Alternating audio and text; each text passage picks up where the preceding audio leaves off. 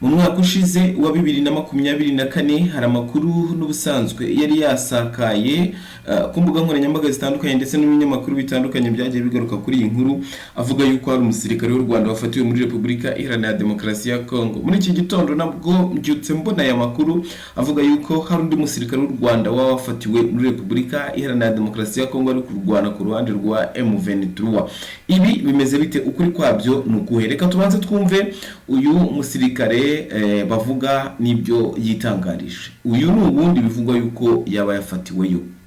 Ya zari kampani inye sauti enye nose bagufatiye hehe wewe? Bamfatiye mu misozi hano inyuma, imisozi iri haruguru. Bande bagufashe bazalendo cyangwa FARDC cyangwa bande? Wazalendo. Wowe umusirikare wa hehe none? Umusirikare w'u Rwanda. Umusirikare? Vuga numve. Ndi umusirikare w'u Rwanda ariko izo kampani enye bazohereje gutanga umusada muri M23. Kampani enye baziyoreje muri Kongo gutanga umusada suko zavuye mu Rwanda.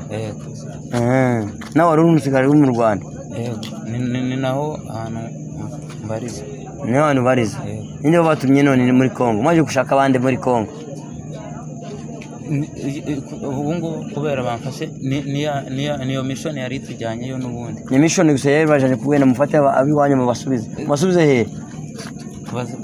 Basubiye inyuma bamfashe benda kugera ku isatere iri hariya hepfo. None bari mushaka muje he? Muje mu Rwanda cyangwa muje agana he? Twari twaturutse Goma. Mama tuse Goma. Muzanywe nabande? Tuzanywe n'imodoka zacu. Imodoka ziwanyu zingahe? Zari imodoka eshatu. Imodoka eshatu. Mwari muri bangahe?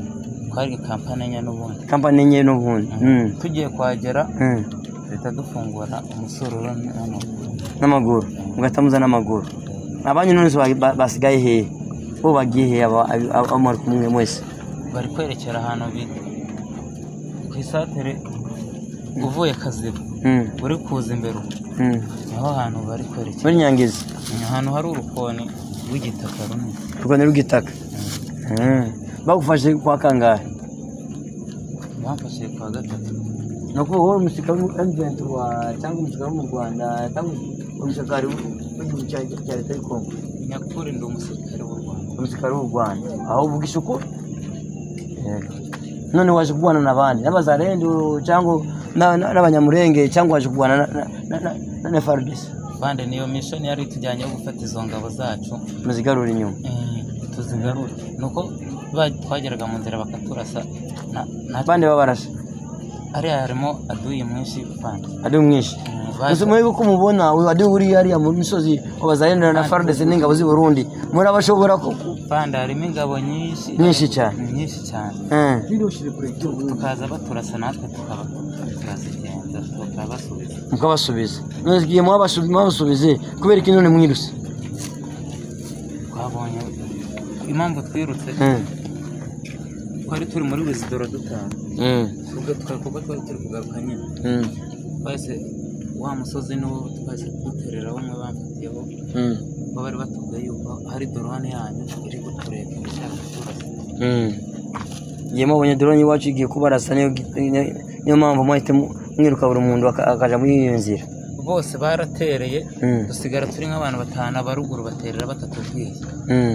Nibwo wazalendo yahise iza ngira ngo niye muvetro. Babwira ati mwirasa ni friendly force. Bahita bamfata baransaka ibintu byose bankubita na bati y'imbunda ngiye. Igihe bagufashe bagusanze ufite imbunda cyangwa wari uko nyene? Nari mfite SMG. Wowe kubita imbunda nyabaki?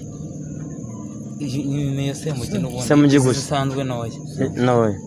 Aha none se igihe mo babaza nyino bazobahemba amafaranga cyangwa muzomukora gusa ubusa? Turahemba. Murahemba amafaranga ngahe? Bahembwa ibihumbi 50. Ibihumbi 50 y'amakongomani cyangwa amanyarwanda cyangwa amadolari? Y'amanyarwanda. Niyo muhembwa gusa buri kwezi kose. None imfungure muzifata gute? Muzomurya gute? Muba gute mu misozi? Dufite ibyo kurya.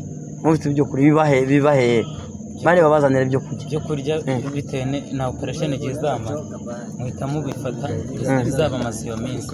Sawa ndakibazo none aho none abantu bagufashe n'abantu base biwacu bazarene biwacu paseni pesesi nuko sawa ndakibazo. Wavuze utwande Niyo mugabo Samuel iwanyu ni hehe? Wacu ni mu karere ka Nyaruguru mu Rwanda. Karere ka Nyaruguru mu Rwanda. Sauti. Iwanyu ni karere ka Nyaruguru mu Rwanda. Uri musigari mu Rwanda? Yego ndakibazo. Sawa. Mateka ilishikwa na MV na CNPSC, mateka MV kama tuna CNPSC. Nyuma yuko mwumvishe ibi bitangajwe n'uyu musirikare bivugwa yuko yafatiweyo ndetse akanahamya yuko ari uwo mu karere ka Nyaruguru, twifuje kumenya ukuri kw'ibingibi maze dusubira inyuma tureba n'ibindi byavuzwe nyuma. Natangiye mbabwira yuko hari umusirikare byavugwaga yuko nanone ari u Rwanda ngo yari yafatiwe muri Repubulika ya Demokarasi ya Kongo. Reka tugaruke kuri iyi nkuru tunagaruke no ku bimenyetso bifatika byagaragaje ukuri kw'imamo cyangwa icyihishe inyuma y'ibi ngibi byavugwaga.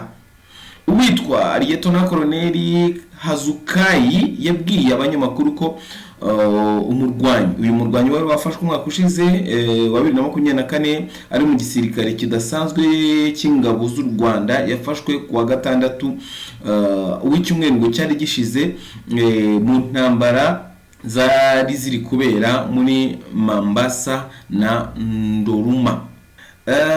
Uyu niko yatangaje mu gisirikare cya Kongo cyari gikomeje kuzakivuga yuko u Rwanda rukomeje kuzajya rufasha M23 mu mirwano.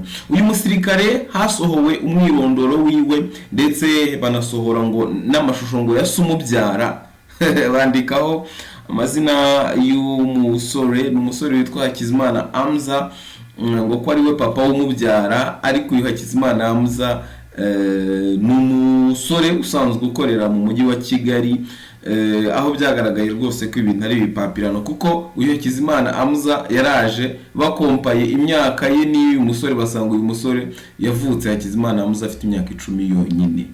Imagine. Reka tubanze tugaruke ku kiganiro Hakizimana Amza yagiranye na RBA bamubaza ku bigendanye ngo n'umwana we wafatiwe muri Repubulika ya Demokarasi ya Kongo. Imyirondoro yagaragazaga ko uyu mwana papa umubyara yitwa Hakizimana Amza. Rero umusore witwa Hakizimana Amza witiriwe kuba se w'umusirikare w'umusirikare Repubulika ya Demokarasi ya Kongo yerekanye imwita uw'ingabo z'u Rwanda, yahakanye ko ntaho ahuriye nawe, agaragaza ko uwo musirikare wavutse we afite imyaka 10 atari kumubyara.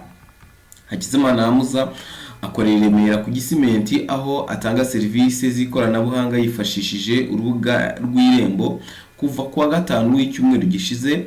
Ubwo muri nyine umwaka ushize amafoto ye yakwirakwijwe n'ibitangazamakuru bitandukanye bikozwe na leta ya Repubulika ya Demokarasi ya Kongo. RDC ivuga ko afite aho ahuriye n'umusirikare w'iki gihugu akita ko ari u Rwanda. Kuri we ngo iki ni ikimenyetso ntakuka kigaragariza amahanga ko amakuru RDC ivuga ku Rwanda abagamije kuruharabika. Abasesenguzi ba politike mu karere u Rwanda ruherereyemo basanga amakuru nk'aya abagamije gushyigikira ibyo RDC ivuga ko ingabo z'u Rwanda zifasha M23, ariko akemeza ko binateye isoni kuba yerekana umusirikare utazi iyo avuka, utazi nimero imuranga mu gisirikare n'ibindi, ikamwita uwo mu ngabo z'u Rwanda. Mu bihe bitandukanye Perezida wa Repubulika Paul Kagame yakunze kugaruka ku birego nk'ibi bishinja u Rwanda kohereza ingabo muri Kongo, avuga ko nta shingiro bifite ndetse anibaza impamvu hatibazwa igituma M23 ifata intwaro ikarwana. Gusa igiteye inkeke nuko ababwirwa bakomeje kuvunira ibiti mu matwi. RDC ikimara gushyira ahagaragara aya makuru, ingabo z'u Rwanda zahise ziyanyomoza binyuze ku rukuta rwa X rwahoze rwitwa Twitter.